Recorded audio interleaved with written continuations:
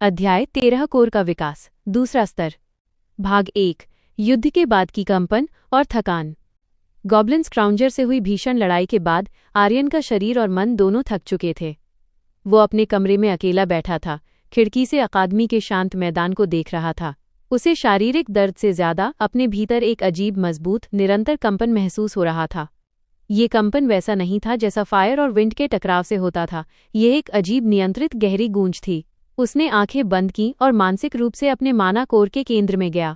आर्यन ने हमेशा अपने कोर को एक नारंगी फायर और नीली सफेद विंड ऊर्जा के अस्थिर नाचते हुए गोले के रूप में देखा था।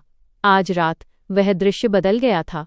गोला अब बड़ा, अधिक स्पष्ट और पहले से कहीं ज्यादा स्थिर था। दोनों रंग एक दूसरे के भीतर समाये हुए थे, लेकिन बेतरतीब ढंग से टकरा नहीं रहे थे।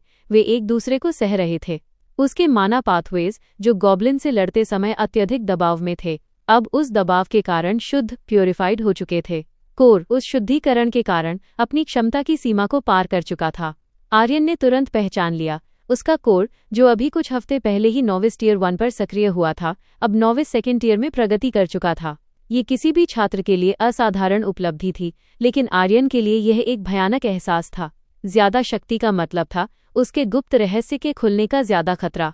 भाग 2 वेदांत का स्पष्टीकरण, कंपन की स्थिरता। अगली गुप्त प्रशिक्षण सत्र के लिए आर्यन जब वेदांत के पास पहुंचा तो गुरु पहले से ही शांत मुद्रा में उसका इंतजार कर रहे थे। उन्होंने आर्यन को देखा और सिर हिलाया। तुम थके हुए नहीं हो आर्यन, वेदांत ने कहा।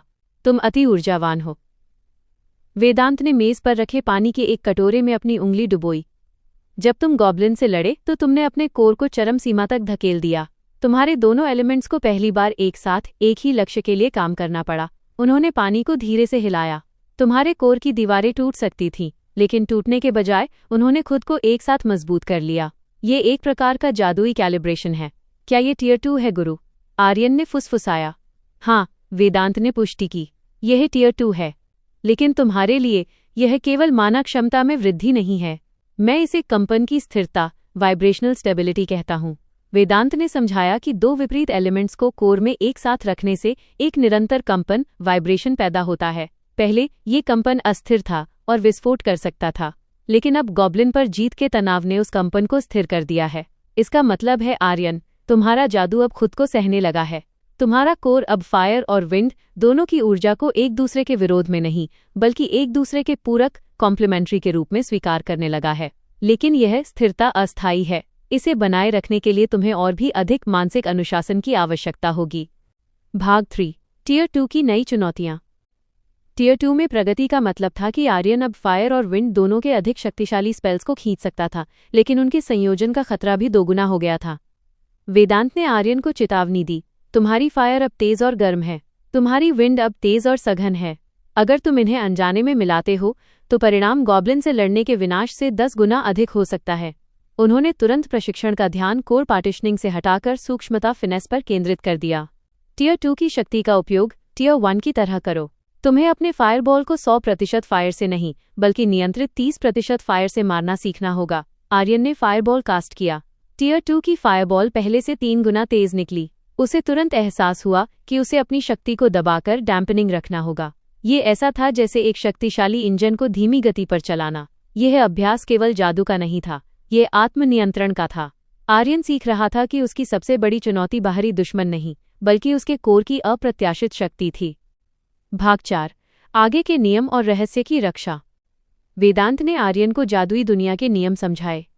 बाहर की दुनिया ये नहीं जानती कि तुम्हारे कोर ने टियर 2 में प्रगति की है।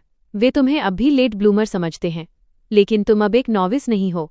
तुम एक ऐसे एलिमेंटलिस्ट हो जो टियर 2 की शक्ति को टियर 1 की तरह इस्तेमाल करना जानता है।